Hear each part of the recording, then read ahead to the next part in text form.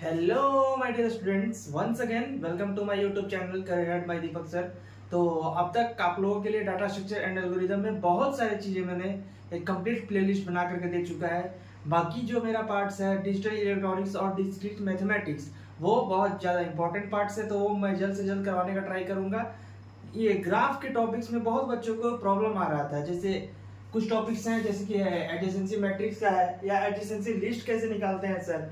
फिर आपका था बीएफएस और डीएफएस मतलब ग्राफ ट्रैवर्सल एल्गोरिदम है, ये क्या होता है सर। साथ ही साथ और भी मिनिमम स्पैनिंग ट्री के माध्यम से आपको निकालना है क्रूस्कल्स लॉ, डिस्कस्ट्रा वगैरह, ये सब कैसे करेंगे सर। क्योंकि इससे लगभग हर साल एक क्वेश्चन, एक या दो क्वेश्चन लगभग दे ही चुका है। पिछले बार भी एक क्वेश्चन, एक नहीं ये दोनों पूछा था, और साथ ही साथ शॉर्ट नोट्स में ये दोनों में से शायद एक क्वेश्चन पूछा था। और फिर ग्राफ में ही एक और पार्ट पूछा था स्पेस मैट्रिक्स, और वो लिंक लिस्ट के माध्यम से कैसे रिप्रेजेंट करते हैं सो पूछा था। तो आज ग्राफ से रिलेटेड बीएफएस डीएफएस तक का पार्ट हम इसको सॉल्व करवाएंगे।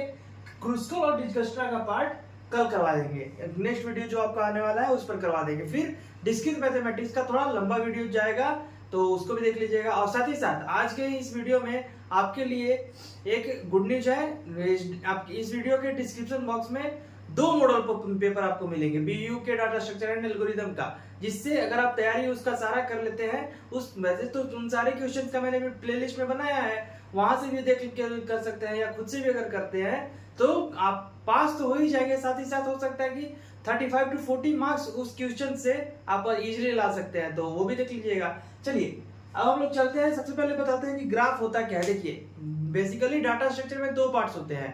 पहला पार्ट क्या है, लीनियर डाटा स्ट्रक्चर, और दूसरा है नॉन लीनियर। लीनियर में आपका array, link list, stack, Q वगैरह वगैरह वो सब होता है। और नॉन लीनियर में क्या होता है, एक ट्री होता है और एक ग्राफ होता है। देखिए एक पॉइंट होगा, every tree is a graph. क्या बोल रहे हैं, every tree is a graph but every graph is not a tree. बात को पकड़िएगा, क्या बोल रहे हैं कि सारा ट्री जो होता है बाबू वो ग्राफ होता है, बट सारा ग्राफ वो ट्री नहीं हो सकता। तो सर इस बात को आप प्रूव करके दिखाइए कैसे वो नहीं होगा। तो देखिए यहीं पर हम एक एग्जांपल लेते हैं, एक ट्री बनाते हैं बाबू। ग्राफ क्या होता है सबसे पहले वो जान लीजिए। तो ग्राफ आपका वो होता है, एक वर्टेक्स होता है, और उन वर्टेक्स के बीच में मान लीजिए मेरे पास मल्टीपल वर्टेक्सेस हैं, और इन वर्टेक्स को कनेक्ट करने के लिए जो आपको इन दोनों के बीच रिलेशन इस्टेब्लिश करने के लिए जो कनेक्शन इस्टेब्लिश किया जाता है उसे क्या कहा जाता है, एज। तो एज को बेसिकली ई से और वर्टेक्सेस को वी से रिप्रेजेंट किया जाता है। तो ग्राफ क्या होता है बाबू, आपका connections of edges, connections of vertex by using edges, और ये इसी को आप ग्राफ कहते हैं। देखिए क्या इसको आप मान लीजिए, एक और मेरे पास यहाँ पर ई है, वो इस तरीके से है, ये आपका डायरेक्शनल ग्राफ है। तो क्या आप इसको ट्री कह सकते हैं, आराम से कहते हैं। जब इसको अपवर्ड की तरफ लिखेंगे तो ई मान लीजिए आपका रूट नोड होगा बी सी, और बी से कनेक्टेड है ए, और ये मेरा है डी। तो ये आपका हो गया ट्री। तो एक ट्री ग्राफ भी है, लेकिन इसी को अगर साइक्लिक अगर आप बना लीजिएगा बाबू, इसका कनेक्शन इसी के साथ भी है, तो क्या ये कंप्लीट ट्री है, सॉरी ये कोई किसी भी तरह का ट्री बना रहा है, बताइए क्या ये ट्री है। ट्री साइक्लिक नहीं होता है, साइक्लिक होता है। तो जनरली आप हर एक साइक्लिक ग्राफ को ट्री बोल सकते हैं, लेकिन हर एक ग्राफ को, बात को पकड़िए, हर एक ग्राफ को ट्री नहीं बोला जा सकता। तो ये है आपका ग्राफ का छोटा सा डिफिनेशन, और वही जो बताएं। अब हम इसको थोड़ा सा लिख लीजिए, जो भी पॉइंट्स को लिखे हैं थोड़ा अपने वर्ड में लिख लीजिए, फिर बताते हैं कि एडजेसेंसी मैट्रिक्स निकालते कैसे हैं और लिखते कैसे हैं, ठीक है।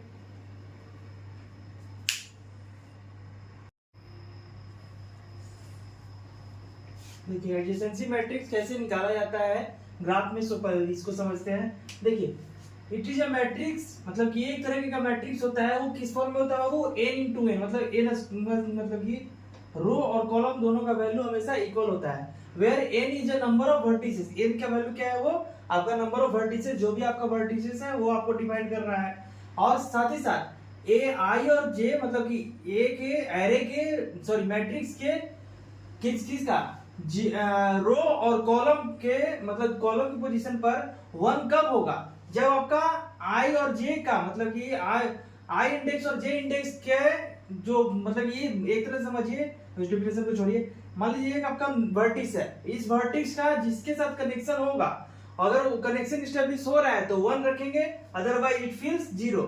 जैसे कि मान लीजिए आई और जे 1 1 पर मतलब कि क्या होगा, तो वही देखना है, 1 1 पर अगर कनेक्शन है तो वो वहां पर देंगे, नहीं तो नहीं। तो ये दोनों तरफ से हम फील्ड करते हैं। देखिए कितना मेरा वर्टिसेस है, कौन कौन है, 1 2 3 4 एंड 5, तो वही यहाँ लिखते हैं 1 2 3 4 एंड 5। उस तरीके से इधर भी वही सेम था, तो 1 2 3 4 एंड 5। ठीक है, अब इसको फील्ड करते हैं एक एक करके। कैसे करेंगे सर, तो देखिए इस बात को समझिएगा, जो यहाँ पर देखिएगा 1 1 1 1 का मतलब क्या होगा, 2 2 का मतलब क्या होगा, 3 3 का मतलब क्या होगा, 4 4 का मतलब, और 5 5 का मतलब कि वैसा वर्टिक्स जिसके ऊपर हम लोग खुद से लूप चल रहा हो। क्या चल रहा हो, लूप। लूप में क्या कहते हैं, इस तरीके से। तो देखिए 1 जो वर्टिक्स है उसके ऊपर लूप है, तो हाँ है, क्या है कि नहीं है, मतलब कि 1 1 मतलब 1 1 पर 1 है। क्या 1 के साथ सेकंड का कनेक्शन है, तो हाँ है। देखिए बेसिकली क्या प्रॉब्लम होता है डायरेक्टेड और अनडायरेक्टेड में, जब आप लोग निकालते हैं एडजेसेंसी मैट्रिक्स, जैसे मान लीजिए इसका कनेक्शन इस तरीके से डायरेक्टेड में होता, तो आप 1 का 2 के साथ कनेक्शन इसमें नहीं है, 2 का 1 के साथ कनेक्शन है। बात को समझिए क्या बोल रहे हैं, 1 का 2 के साथ, क्योंकि डायरेक्शन तो अब इस साइड में है, 2 से 1 की तरफ चल रहा है, तो ये कनेक्शन स्टैब्लिश 2 to 1 है, ना कि 1 to 2 है। तो यहां पर अगर 2 to 1 अगर बोलेगा तो हो जाएगा 0, और 1 to 2 बोलेगा तो 0, और 2 to 1 बोलेगा तो 1, इस तरीके से। बट यहां पर दिख रहा होगा आप लोगों को कि 1 से 2 दोनों है, हम अभी के लिए हम एग्जांपल में सिर्फ अनडायरेक्टेड ग्राफ लिए हैं, तो 1 to 2 के लिए क्या हो जाएगा बाबू, 1। क्या 1 का 3 से कनेक्शन है, तो हाँ है। 1 का 4 के साथ, देखिए 1 का 4 के साथ कहीं पर भी डायरेक्ट कनेक्शन है नहीं, और 1 का 5 के साथ है, देख लीजिए, तो हाँ है। अब 2 का 1 के साथ, तो 2 का 1 के साथ भी है, ठीक है। 2 का 2 के साथ है जी, तो क्या 2 पर किसी तरीके का लूप है, तो नहीं, तो 0। 2 का 3 के साथ, हाँ है सर, तो ठीक है 1 फिल करते हैं। 2 का 4 के साथ, हाँ है सर। 2 का 5 के साथ है सर। उस तरीके से 3 का लूप है सर, तो नहीं है सर। सॉरी 3 का 1 के साथ पहले कनेक्शन देखेंगे, 3 का 3 पर जाएगा तब ना। 3 का 1 के साथ लूप है, सॉरी कनेक्शन है, तो हाँ है। 3 का 2 के साथ है, तो हाँ है। 3 का 3 के साथ नहीं है सर। 3 का 4 के साथ है, और 3 का 5 के साथ डायरेक्ट कनेक्शन है, तो नहीं, तो यहाँ पर 0। कनेक्शन आपको दिख रहा होगा कि सर यहाँ से यहाँ तो जा सकते हैं ना, लेकिन डायरेक्टली खोजता है बाबू।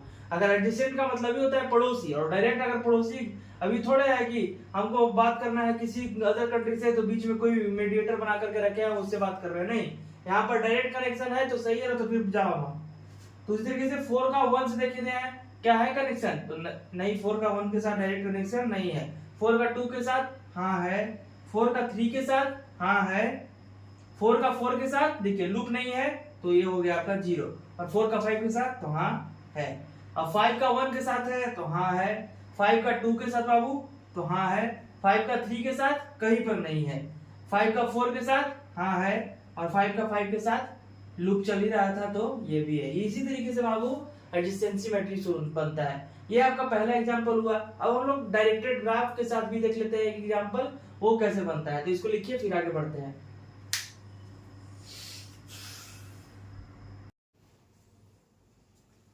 तो अब तक हम लोगों ने ग्राफ के बारे में, साथ ही साथ एडजेसेंसी मैट्रिक्स, दो तरीके का एडजेसेंसी मैट्रिक्स देखा, डायरेक्टेड और अनडायरेक्टेड का देखा। अब यहाँ पर देखते हैं एडजेसेंसी लिस्ट क्या होता है। देखिए ग्राफ का रिप्रेजेंट करने का जनरली ये दो तरीका है। एक और तरीका है वो एक्सेप्शनल से है, वो कौन सा है कि स्पार्स मैट्रिक्स। तो देखिए एडजेसेंसी लिस्ट क्या होता है, तो समझिएगा बात को। एडजेसेंसी लिस्ट लिंक लिस्ट की तरह काम करता है बाबू। लिंक लिस्ट बोले तो कि जो आपका नेबर्स, जो भी आपका वर्टेक्स है, उसका जो एडजेसेंट एलिमेंट है, एडजेसेंट का मतलब उसका नेबरिंग एलिमेंट है, जो जिससे कनेक्टेड है, उसी को इसमें रिप्रेजेंट किया जाता है। जैसे यहाँ पर एक कितना वर्टेक्स है मेरे पास, A B C D E, इस एरे के लिए या स्टैक की तरह हम इसको करवा दिए हैं। लेकिन जनरली क्या होगा, ए से कनेक्टेड कौन कौन है, एक बी है और सी है डायरेक्टली कनेक्टेड। तो ये मेरा बी इस तरीके से लिंक लिस्ट बनाएगा, और इसके नेक्स्ट में हो जाएगा बाबू आपके पास सी, इस तरीके से। फिर इसी बी से अब कौन कौन सा कनेक्टेड है, ए कनेक्टेड है, ई कनेक्टेड है और डी कनेक्टेड है। तो सीक्वेंस वाइज लिख देते हैं, A D and last one is E, यही है। फिर क्या है सी, तो सी से कौन कनेक्टेड है बाबू, ए कनेक्टेड है एंड डी कनेक्टेड है, ए एंड डी। फिर यहां से डी से कौन कौन कनेक्टेड है, तो डी से देखिएगा बी कनेक्टेड है, ई कनेक्टेड है और सी कनेक्टेड है, बी सी एंड ई, यही है ना। और फिर ई के लिए कौन कौन सा कनेक्शन है, वही है बी और डी, तो बी एंड ई। देखिए अब बात रहा है स्पेस कॉम्प्लेक्सिटी का कितना होता है, तो देखिए वो जनरली का जो मैट्रिक्स होता है बाबू वो n इंटू एन के फॉर्म में होता है, मतलब सारा वर्टेक्स का कनेक्टेड और नॉट कनेक्टेड का भी पार्ट हम लोग लिखते हैं, तो इसलिए इसका जो स्पेस कॉम्प्लेक्सिटी होता है वो थीटा ऑफ n स्क्वायर होता है। लेकिन इसका अगर स्पेस कॉम्प्लेक्सिटी की बात कीजिएगा तो जनरली हम यहाँ पर बता देते हैं कैसे होता है, वो बताएंगे n+2 या v+2, n का मतलब वर्टेक्स, या आप इसके जगह पर v भी लिख सकते हैं, वो आपके ऊपर है। अब v+2 कैसे होता है सर, तो देखिए सारा वर्टेक्स का तो ट्रेवर्सल कर रहे हैं, तो ये तो आपका v या n करेंगे ही करेंगे। अब 2 कैसे कर रहे हैं, तो देखिए इस a से कनेक्टेड कितना बार लिखा गया है, a से जो है वो b भी कनेक्टेड है और a से b से a भी कनेक्टेड है, दिख रहा है ये वाला पार्ट, A से कनेक्टेड है B और B से कनेक्टेड है ये, तो हर एक नोड के लिए दो बार तो लिखना ही पड़ता है अनडायरेक्टेड में। उस तरीके से C के लिए देखिए, C के लिए क्या है, C से कनेक्टेड है A, तो C से कनेक्टेड है A और A से कनेक्टेड है C, तो ये दो बार तो लिखना पड़ा ना, इसलिए यहाँ पर हम लिख दिए हैं 2E, मतलब दो एजेस हर के लिए। यहाँ से भी देख रहे हैं A से B, B से A, C से A, A से C, C से D, D से C, इसी तरीके से यहाँ पर दो हुआ। और यहाँ पर A स्क्वायर क्यों हुआ, तो इसी के लिए। देखिए जनरली दो तरीके का ग्राफ हम लोगों को रिप्रेजेंट करने के लिए आता है, एक आता है आपका डेंस ग्राफ और एक आता है आपका पास स्पार्स मैट्रिक्स, जो इसको भी आप लोग स्पार्स ग्राफ भी कह सकते हैं। अभी इन दोनों में क्या डिफरेंस है सर, तो देखिए डेंस ग्राफ का मतलब कि घना, वो क्या होगा कि सारा नोड एक दूसरे से कनेक्टेड है, ऐसा ग्राफ बनाइए जो सारा नोड एक दूसरे से कनेक्टेड है। पहले इसको लिखिए फिर समझाते हैं। देखिए सारा नोड एक दूसरे से कनेक्टेड किस तरीके से होगा बाबू,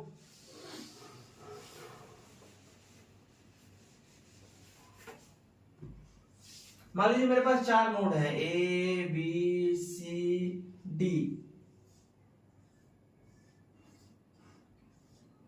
ये सारा नोड एक दूसरे से कनेक्टेड है, या फिर इसी में एक और आ गया मेरे पास E, तो इसका कनेक्शन इसके साथ भी, इसके साथ भी, B के C और C के साथ नहीं है, तो इसका साथ और इसके साथ। ये आपका होता है डेंस ग्राफ, मतलब घना, पूरा एकदम घना जंगल रहता है ना, यही कहीं पर भी पैर रखने का जगह नहीं है, इसलिए यहाँ पर भी कनेक्शन नहीं है, ये आप नहीं बोल सकते, इसी को कहते हैं डेंस ग्राफ। और इस तरीके के ग्राफ को रिप्रेजेंट करने के लिए जनरली हम लोग मैट्रिक्स का यूज करते हैं। लेकिन स्पार्स जो आपका अनकनेक्टेड या छोटा, जिसमें आपको कम रिप्रेजेंटेशन चाहिए, स्पेस कम चाहिए, उसके लिए आप स्पार्स मैट्रिक्स का यूज करते हैं। तो नेक्स्ट टॉपिक मेरा स्पार्स मैट्रिक्स ही है, इसको लिखिए। जो क्वेश्चन भी आया हुआ है 2024 का, तो वो भी लिख देते हैं क्वेश्चन भी, और स्पार्स मैट्रिक्स होता क्या है उसको भी समझाते हैं। पहले इसको लिख लीजिए।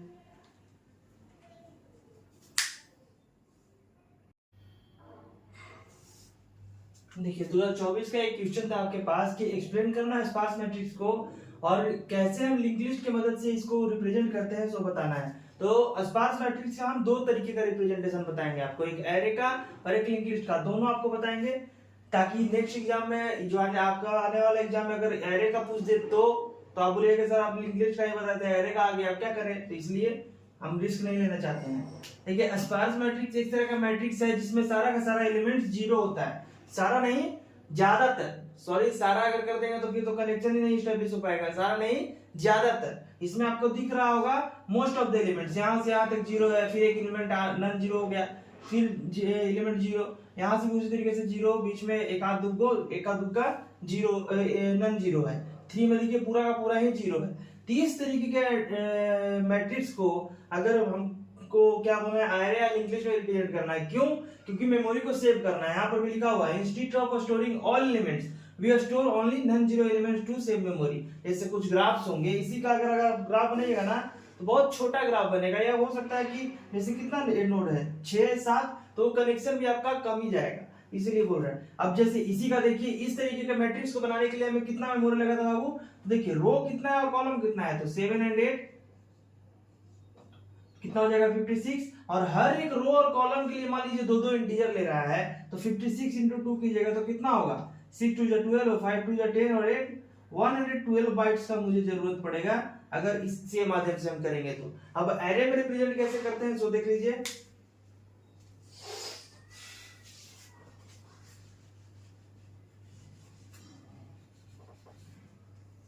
एरे में रिप्रेजेंट करने के लिए आपको 3 पार्ट्स बनाने पड़ेंगे। कौन कौन सा? एक आपका होगा रो, एक होगा आपका कॉलम और एक होगा आपका वैल्यू।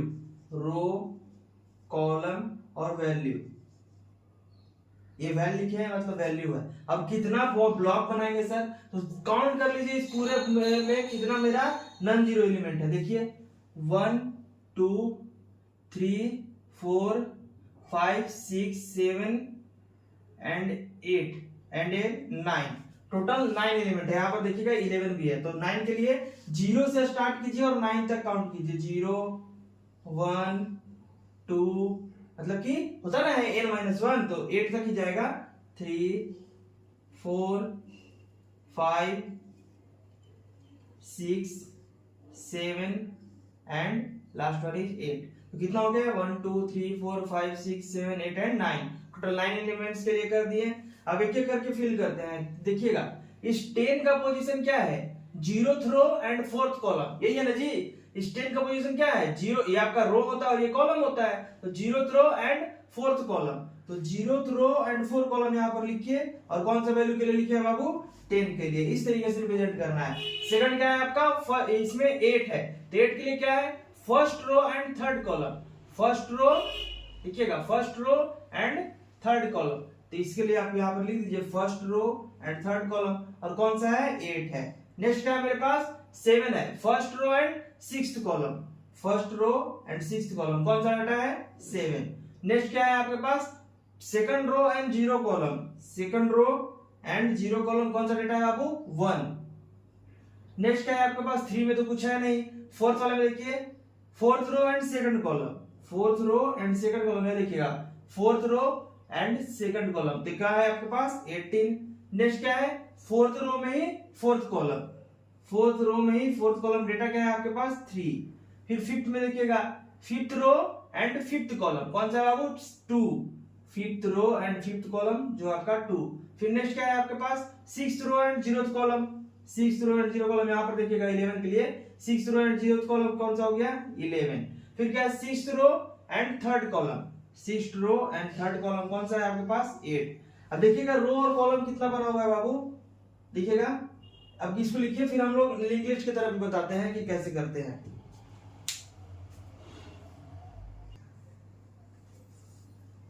देखिए अब इसका भी time complexity as compared to या स्पेस कॉम्प्लेक्सिटी निकाल लेते हैं। कैसे मेमोरी मेरा सेव हुआ है, यहाँ पर देखिए ये कितना पार्ट है, 3 पार्ट है, तो 3 और कितना तक गया था बाबू, 9।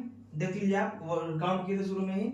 9 into 3 कितना होगा, 27। और हर एक ब्लॉक के लिए कितना, 2 बाइट, तो 27 into 2 किएंगे तो कितना होगा, 54 बाइट। और यहाँ पर कितना होता है, 112 बाइट, जो कि कम लग रहा है, तो लाजमी सा बात है हमें इसका यूज करना पड़ेगा। अब देखिए स्पार्स मैट्रिक्स को रिप्रेजेंट करने के लिए बाबू यहाँ पर लिखा हुआ है कि 4 पार्ट जरूरी है। मतलब कि एक नोट का जनरली जो सिंगली लिंक लिस्ट भी आप लोग पढ़े होंगे तो 2 ही पार्ट होता है, एक डेटा पार्ट और एक address of the next node. या फिर डब्ल्यू लिंक लिस्ट पढ़ते होंगे तो 3 पार्ट होता होगा, प्रीवियस, डेटा और address of the next node. Previous node का एड्रेस, डेटा और address of the next node. लेकिन यहाँ पर अगर करना होगा तो क्या करेंगे बाबू, यहाँ पर 4 पार्ट्स होते हैं आपको। कितने पार्ट्स, 4 पार्ट्स। कौन कौन से, देखिएगा, एक आपका होता है रो वाला पार्ट, एक होता है आपके पास कॉलम वाला पार्ट, फिर होता है क्या, वैल्यू, और फिर address of the next node. इस तरीके से आप लोग करते हैं, address of the next node. ये 4 तरीके का 4 पार्ट्स होता है। तो अब बना करके देखते हैं कि कैसे बनेगा।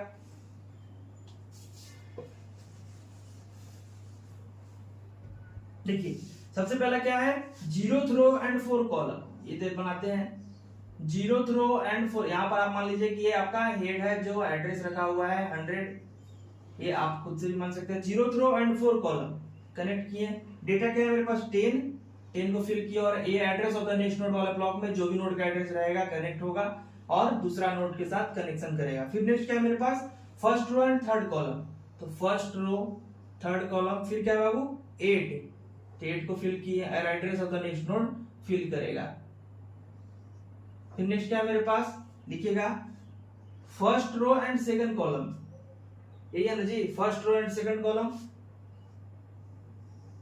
First row second sixth column, sorry sixth column, और फिर आपके पास क्या है 7 और जो address of the next node रखेगा। फिर आपके पास क्या है, यहां तक हो गया था second row 0 column, second row 0 column, data क्या है 1 को रखिए और आगे की तरफ बढ़े। फिर यहां पर देखिए ये वाला पार्ट कर रहे हैं, fourth row second column, data है मेरे पास 18, fourth row second column, data है मेरे पास 18 और जो कि address of the next node रखेगा। फिर क्या है fourth row fourth column, data है मेरे पास 3,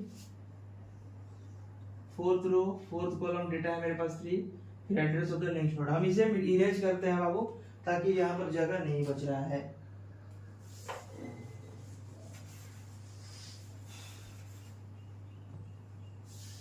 अब यहीं से हम मान लीजिए ये रेलगाड़ी की तरह छुक छुक छुक छुक यहाँ पर कनेक्ट करके आ रहा है, ठीक है। फिर मेरे पास नेक्स्ट क्या है, देखिएगा फोर्थ रो फोर्थ कॉलम में हो गया, फिर fifth row fifth column, fifth row fifth column, data मेरे पास है 2 और address of the next node, इस तरीके से कनेक्ट हुआ। फिर क्या है sixth row 0 column, sixth row 0th column, data मेरे पास क्या है 11 और फिर address of the next node connect हुआ। फिर sixth row and third column, कितना है आपके पास नोड 8 और ये कनेक्ट हुआ। इस तरीके से आप बाबू लिंक लिस्ट में रिप्रेजेंट करते हैं, रेलगाड़ी की तरह छुक छुक छुक छुक करते करते यहाँ पर कनेक्ट कर दिया है। ये आपका स्पार्स मैट्रिक्स को रिप्रेजेंट करने का तरीका होता है लिंक लिस्ट में। तो नेक्स्ट वीडियो, इसी वीडियो में आप लोगों को बीएफएस और डीएफएस के बारे में भी बता दिए देंगे। फिर जो अगला वीडियो आने वाला है, जो हो सकता है रात तक आ जाए, वो होगा आपका क्रूसिकल्स एंड प्रिम्स, जो डीएसए का लगभग लास्ट टॉपिक ही हम करने वाले हैं। इससे ज्यादा आपको अगर सारा का सारा प्लेलिस्ट देख लेते हैं तो मैं गारंटी लेता हूं कि डाटा स्ट्रक्चर एंड एल्गोरिथम में 50+ अच्छे से आप मार्क्स कंटेन कर लीजिएगा। सिर्फ वो प्लेलिस्ट पीवाईक्यू का सॉल्यूशन नहीं है, साथ ही साथ उसको एक्सप्लेन ही इस तरीके से किया गया कि सारा का सारा टॉपिक ही कवर कर दिए हैं हम, तो देख लीजिएगा। और साथ ही साथ इसको भी देखिए, फिर बीएफएस और डीएफएस के बारे में देखेंगे।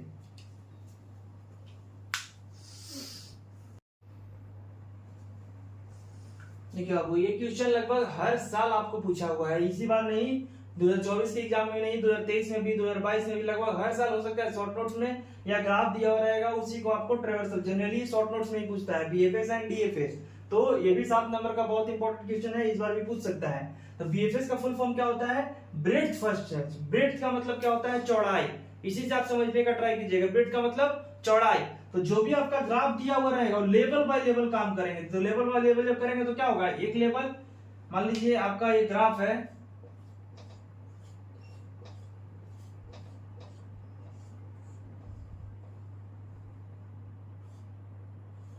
ये आपका गिवन ग्राफ है, ठीक है, ये आपका ग्राफ है। तो क्या कीजिएगा, आप इस साइड से नहीं, लेवल बाय लेवल जनरली काम कीजिएगा। एक लेवल, फिर दूसरा लेवल, फिर तीसरा लेवल, इस तरीके से जनरली ब्रेड्थ का मतलब क्या हुआ, चौड़ाई, और डेप्थ क्या करेगा, इस तरीके से काम करेगा। फिर बैक ट्रैक करेंगे, फिर वापस से इस तरीके से, फिर बैक ट्रैक करेंगे, फिर वापस से इस तरीके से करते हैं। इसमें बैक ट्रैकिंग जनरली बीएफएस में नहीं होता है। तो क्या करता है कि ये लेवल बाय लेवल सारे नोट्स को विजिट करता है। तो इसका प्रॉपर्टीज भी देख लेते हैं। तो अभी भी पता है लेवल वाइज ट्रेवर्सल होगा, जिससे सारा का सारा जो नोट्स है वो विजिट हो सकता है। फिर ये क्यू डेटा का स्ट्रक्चर को यूज करता है, ये बहुत इंपॉर्टेंट पार्ट है बाबू। ये किसका यूज करता है, क्यू, जो कौन सा है, फीफो। इस तरीके के क्वेश्चन ऑब्जेक्टिव में भी पूछ सकते हैं, इन फ्यूचर कॉम्पिटिटिव एग्जाम में भी आपको बहुत इंपॉर्टेंट है कि बीएफएस कौन सा डेटा स्ट्रक्चर को यूज करता है, तो क्यू डेटा स्ट्रक्चर को। ये कंप्लीट ट्रेवर्सल होता है बाबू, ये सारा का सारा नोट्स को विजिट कर ही लेता है। ये हायर मेमोरी यूज होता है, क्यों, क्योंकि कभी कभी क्या होगा ना कि मान लीजिए इस नोट के लिए कनेक्टेड ये वाला है, तो ऑलरेडी मेरा उसमें इंसर्टेड हो जाता है, फिर से हमको नया रिजल्ट में भी डालना पड़ता है, इसलिए ज्यादा मेमोरी यूज करते हैं। इसका टाइम कॉम्प्लेक्सिटी कितना होता है, वर्टेक्स प्लस एज, दिख रहा होगा वर्टेक्स और एज को देख करके इसका टाइम कॉम्प्लेक्सिटी, और स्पेस कॉम्प्लेक्सिटी इसका होता है ऑर्डर ऑफ वी, मतलब वर्टेक्स। अब इस पर एक क्वेश्चन भी देख लेते हैं एल्गोरिथम के साथ, तो इस पार्ट को लिख लीजिए, फिर आगे बढ़ते हैं।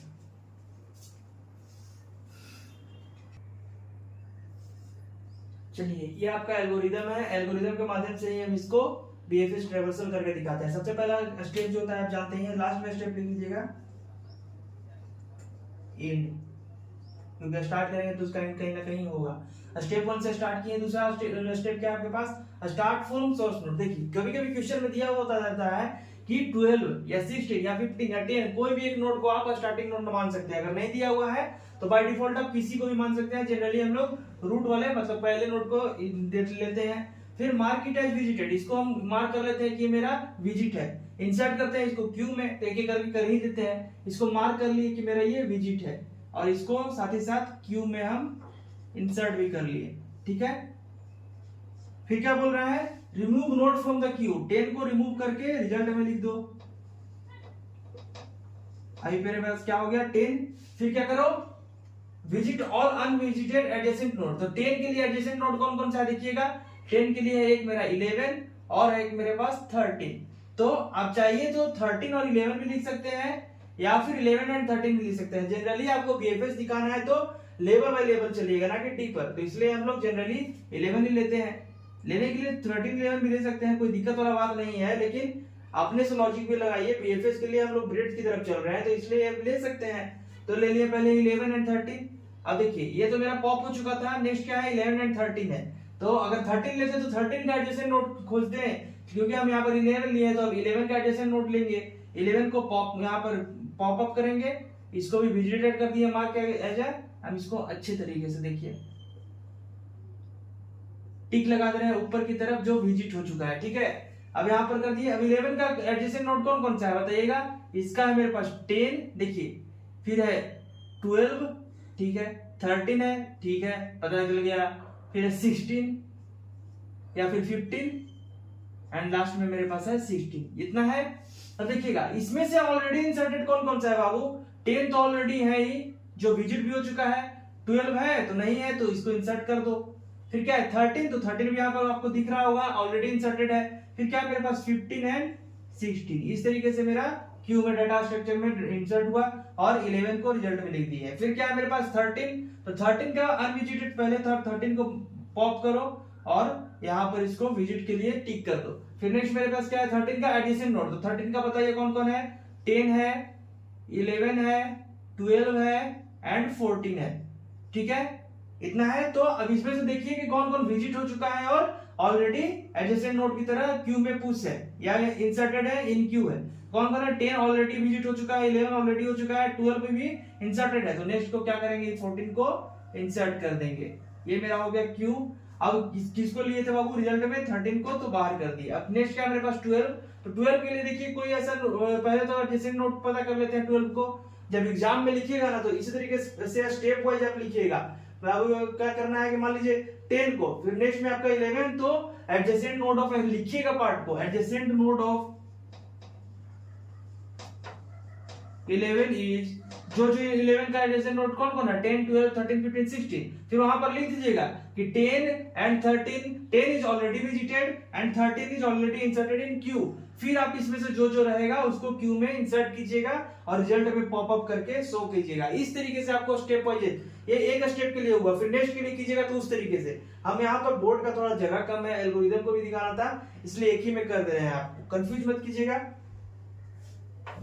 अब देखिए 12 के लिए क्या क्या है बाबू, बात को समझिएगा। 12 के लिए कौन कौन सा है, 11 है, देखिएगा 11 कनेक्टेड है, 13 कनेक्टेड है, फिर 15 कनेक्टेड है, सॉरी फिर 14 और 15, जो कि ये सारा का सारा आपको दिख रहा होगा। 11, 13, 14 एंड 15 ऑलरेडी इंसर्टेड है, तो हम 12 को चुपचाप बाहर कर देंगे। फिर नेक्स्ट क्या है मेरे पास 15, ये विजिट भी हो गया, 15 है, तो 15 का कनेक्टेड कौन कौन था 11 एंड 12। ये लिखिएगा वो नोड 15 है is adjacent of 11 and 12 and 11 and 12 are already inserted in queue, that's why we directly pop up and visit to 15 node। and next क्या है मेरे पास 16, तो 16 को भी देख लेते हैं। 16 क्या है ऑलरेडी यहाँ पर है, इसका कौन कौन सा है 11 एंड 14 है, जो कि ऑलरेडी यहाँ पर विजिट भी हो चुका है और इंसर्ट भी हो चुका है, तो 16 को भी बाहर कर दिए। नेक्स्ट मेरे पास क्या है 14, तो 14 में कौन कौन सा कनेक्टेड है 13 और 12 और 16, जो कि ऑलरेडी है, तो 14 भी मेरा बाहर हो गया और ये मेरा बना बीएफएस। देखिए बनने के लिए सिर्फ इसका एक ही सॉल्यूशन नहीं बनता है, बीएफएस और डीएफएस जो आपका ग्राफ ट्रेवर्सल है उसका मल्टीपल जो बन सकता है ट्रेवर्सल बन सकता है, सिर्फ एक ही नहीं, एक से ज्यादा भी। तो आप चाहे तो ये भी बना सकते, जैसे यहीं पर देखिए ना 13 एंड 11 अगर कीजिएगा और फिर 13 का भी कीजिएगा तो क्या हो जाएगा, 12 14 हो जाएगा यहाँ पर, जो कि पूरी की से आपका अलग हो गया ग्राफ ट्रेवर्सल। इसीलिए इसका मल्टीपल ट्रेवर्सल भी पॉसिबल है। ये आपका एल्गोरिथम है, ये इसका सॉल्यूशन है। अच्छे से आप लोग एग्जाम में लिखिएगा, क्योंकि ये 7 नंबर का बीएफएस और डीएफएस हर बार पूछा हुआ है बाबू, इंपॉर्टेंट क्वेश्चन है। चलते हैं अब डीएफएस की तरफ।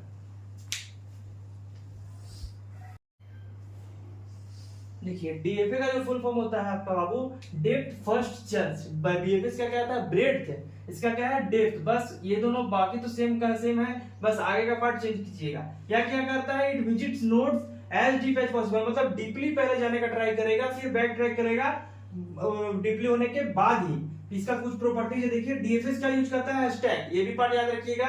उसमें क्या था, बीएफएस में क्यू, डीएफएस में है मेरा stack. It allows back tracking property, जब जरूरत पड़ेगा तो बैक ट्रैकिंग आना पड़ेगा भी इसमें। क्या इसका टाइम कॉम्प्लेक्सिटी कितना होता है, order of B plus C, और इसका space complexity order of V. अब आगे की तरफ चलते हैं और एल्गोरिथम के साथ साथ क्वेश्चन अटेम्प्ट करते हैं।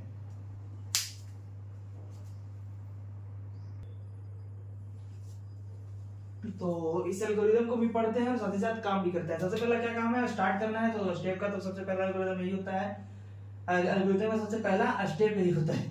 फिर क्या करना है, स्टार्ट करना है सोर्स नोड से। अगर क्वेश्चन में दिया हुआ है कि कोई भी एक सोर्स नोड है तो करेंगे, नहीं तो हम लोग स्टार्टिंग से ही स्टार्ट करते हैं। मार्केट एज विजिटेड, इसको विजिट कर लेते हैं। विजिट अन मतलब कि इसको करने के बाद इसको पुश भी करना होता है। यहाँ पर एक और स्टेप लिखिएगा, स्टेप 4 पुश इनटू स्टेक। ठीक है, इसको मार्क करने के बाद इसको पुश भी करना होता है। और यहाँ पर step 5, step 6, step 7 and step 8 इस तरीके से हो गया। Visit one unvisited adjacent node और insert into push, insert into stack. अब एक एक करके काम भी कर लेते हैं। ये एल्गोरिथम है, उसको ज्यादा आप लोग देख लीजिएगा अच्छे से। रिपीट अनटिल अनविजिटेड, जब तक कि सारा का सारा अनविजिटेड नहीं हो जाएगा तब तक काम नहीं रोकेंगे। फिर बैक ट्रैकिंग की जरूरत है तो बैक ट्रैकिंग भी करेंगे। देखिए कैसे ये वर्किंग करता है बाबू, ये जनरली एल्गोरिथम है। अब इसी एल्गोरिथम को वर्क कैसे करवाएंगे तो देखिएगा। पहले सबसे पहले क्या, तो हम जानते हैं डीएफएस क्या है, स्टैक पर काम करता है। तो ठीक है, एक स्टैक ले लेते हैं। ठीक है, और सबसे पहले हम मान लेते हैं कि 10 मेरा स्टार्टिंग नोड है, दिया हुआ नहीं है इसलिए हम 10 से स्टार्ट करते हैं। तो स्टैक में 10 को पुश किए, इसको मार्क किए विजिटेड की तरह, तो ठीक है। और रिजल्ट में भी हम बाबू 10 को लिख दिए। कब, जब तक कि इसका एडजेसेंट नोड को आप स्टैक में पुश नहीं कीजिएगा। और साथ ही साथ एक और बात है, बीएफएस में क्या करते थे, 10 से जितना भी इसका एडजेसेंट नोड है सारे के सारे को इसमें इंसर्ट करते थे। बट इसमें क्या करना है, उसी एडजेसेंट नोड को इंसर्ट करना है जो आपका क्या बोलते हैं, जो मतलब दोनों में से कोई एक को ही। तो 10 से 2 है तो दोनों में से किसी एक को आप 13 भी कर सकते हैं, 11 भी कर सकते हैं। तो हम अभी के लिए 11 को ही पुश करते हैं इसके अंदर। ठीक है, तो 10 हो गया है। अब 11 के लिए एडजेसेंट नोड कौन कौन सा है बताइए। 11 के लिए मेरे पास है 10, 12, 13, 15 और 16। तो हम क्या करेंगे, 11 से कनेक्टेड जो है वो हम मान लीजिए कौन सा है, 1 मिनट, हाँ 11 से कनेक्टेड है, 13, 12 वगैरह वगैरह सब कुछ है। मतलब ये सारा का सारा यहाँ पर दिया हुआ है जो कनेक्टेड है, एडजेसेंट नोड है। तो इनमें से कोई एक को ही आप कर सकते हैं। आप 12 को भी ले सकते हैं, 13 को भी। यही बोल रहे हैं, डीएफएस और बीएफएस का मल्टीपल ग्राफ ट्रेवर्सल बन सकता है, एक ही नहीं। ये आप चाहिएगा, हम मान लेते हैं यहाँ पर 11 से कनेक्टेड हम 13 को लेते हैं। तो हमको कोई कुछ बोल सकता है क्या, हम यहाँ पर 11 को मार्क कर लिए विजिट की तरह, 10 को भी हो गया मेरा विजिट। ठीक है, अब यहाँ फिर आपका मन करेगा कि नहीं आप 30 ले रहे हैं, हम 12 लेंगे, तो तुमको भी कुछ नहीं बोल सकते हैं, तुम्हारा मर्जी है। तो ये इसका कई तरह के प्रॉपर्टीज हो सकता है। फिर हम मान लीजिए 13 को एज ए विजिट कर लिए, तो 13 से कनेक्टेड कौन कौन है, 10 है और 12 है। तो नेक्स्ट में हम मान लीजिए यहाँ पर 10 तो ऑलरेडी है तो 12 को इंसर्ट करना पड़ेगा। और साथ ही साथ 14 भी था। ठीक है, यहाँ पर 13 को रिजल्ट में लिख दिए। नेक्स्ट क्या है मेरे पास, 12 है। तो 12 से कनेक्टेड कौन है, 11 है, 15 है और 14 है। बट 11 ऑलरेडी इंसर्टेड है, तो हम क्या करेंगे, 15 को ना लेकर के अभी हम 14 को लेते हैं, क्योंकि बैक ट्रैक का प्रॉपर्टी भी आपको दिखाना है। तो 14 को ले लिए और यहाँ पर 12 भी रिजल्ट में आ गया। फिर क्या है आपके पास, 14 है, तो 14 से कनेक्टेड कौन है, 13 और 16 है। तो क्या करेंगे अभी के लिए, 13 तो ऑलरेडी है और 12 भी ऑलरेडी है, तो 16 को इसके अंदर इंसर्ट कर देंगे और 14 में मार्क कर दिए एज अ विजिट और इसको रिजल्ट में लिख लिए। फिर नेक्स्ट क्या है मेरे पास बाबू, 14 से कनेक्टेड 16 तो हो ही चुका। 16 के लिए क्या है, तो 16 के लिए अभी तक मेरे पास कुछ नहीं है, तो क्या करेंगे, देखिए 16 से कनेक्टेड क्या था 11, बट 11 भी ऑलरेडी विजिटेड है और 14 भी ऑलरेडी विजिटेड है। तो क्या करेंगे बाबू यहाँ पर कि इसको लिखिए फिर आगे बताते हैं। पानी पी कर आते हैं, थोड़ा प्यास लग गया था इसलिए पानी पीने चले गए। तो देखिए अब क्या करेंगे बाबू, देखिए कैसे कैसे मैंने कम किया है। तो देखिएगा पहले 10 से 11, 11 से किधर गए 13 की तरफ, 13 से किधर गए 12 की तरफ, 12 से किधर गए 14 की तरफ, 14 से किधर गए 16 की तरफ। तो 16 को भी विजिट किए, तो कौन सा है 11 और 12 है, बट ऑलरेडी यहाँ पर विजिटेड है, इसलिए चुपचाप इसको लिख दिए। अब यहाँ पर भी आपको दिख रहा होगा कि 15 को सर अभी तक विजिट नहीं किए हैं, तो इसको क्या करेंगे, बैक ट्रैक करेंगे। बैक ट्रैक कैसे करेंगे, देखिए 16 से फिर 16 को पॉप अप करेंगे और क्या हो जाएगा आपका बाहर, फिर 16 से वापस हम चलेंगे।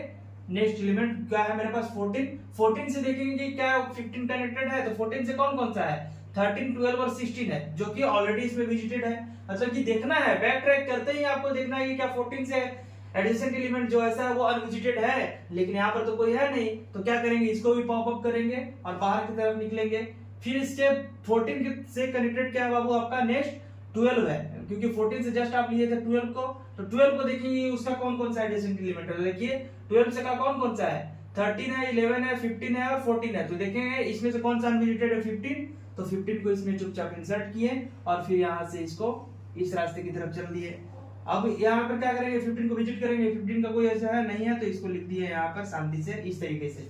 ये हुआ आपका डीएफएस। अब साथ ही साथ इसको पॉपअप भी करना है, चेक करना है कि कोई ऐसा नोट तो नहीं बच गया जो कि मेरा अनविजिटेड है। तो 15 के लिए कोई ऐसा है नहीं है, तो इसको पॉप कर दिए। 12 के लिए है नहीं है, 13 के लिए है नहीं है कोई ऐसा अनविजिटेड नोट, 11 के लिए अनविजिटेड नहीं है और 10 के लिए भी नहीं है। तो ये आपका फाइनल डीएफएस हुआ। अभी भी बोल रहे हैं इसका मल्टीपल ट्री ट्रैवर्सल हो सकता है, सिर्फ हम बनाया वो नहीं है, और भी आपका भी नया कुछ भी हो सकता है। इसलिए एग्जाम में ये मत सोचिएगा कि कोई एक पर्टिकुलर आंसर ही होगा, नहीं, बीएफएस और डीएफएस का मल्टीपल ट्रैवर्सल होता है। तो आज के इस वीडियो में इतना ही। आपके नेक्स्ट वीडियो में एक लास्ट क्रूस्कल एंड प्रिम्स का आएगा, और साथ ही साथ इसी वीडियो के डिस्क्रिप्शन बॉक्स में भी स्टार्टिंग वीडियो में बताए थे कि 2 मॉडल पेपर बनाया हुआ है, उसका मॉडल पेपर का लिंक हम डाल देंगे डिस्क्रिप्शन बॉक्स में, जो इसको आप एक्सेस कर लीजिएगा, देखिएगा। उसमें से अगर कोई क्वेश्चन को लगेगा डाउट आपको तो पूछिएगा कमेंट बॉक्स में। तो बने रहिए current hand bye Deepak sir के साथ, और मेरे चैनल को सब्सक्राइब कीजिए, ज्यादा से ज्यादा अपने दोस्तों के साथ शेयर कीजिए और लाइक कमेंट अपना प्यार देते रहिए। Thank you so much.